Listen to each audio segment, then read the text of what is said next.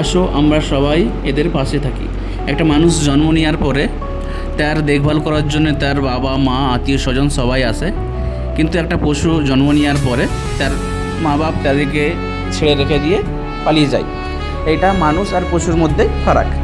But আমি প্রায় এই দিক দিয়ে যাতায়াত করি, এখন দেখি এই বাচ্চা কুকুরগুলো সবসময় আমার কাছে ছুটে আসে এবং মানে কিছু একটা অনুভব করতে পারি যে ওরা কিছু একটা চাইছে, ওর জন্যে প্রায় আমি খাবার দিই এবং আজকেও খাবার দিচ্ছিলাম।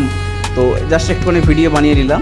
তো তোমরাও সবাই দেখো এবং এরকম করে সবাই এদের পাশে থাকো। যার যেরকম দিতে ইচ্ছুক তারা সেরকম দিও টুকটাক খাবার, কারণ হচ্ছে মানুষের খাবারের পরেই এরা খাবার পাই, এটাও খাবারটা। ওই জন্যে সবাই চেষ্টা করো একটু ভালো খাবার দেওয়ার জন্য এবং পাশে থাকার জন্য। থ্যাংক ইউ ভিডিওটা দেখার জন্য।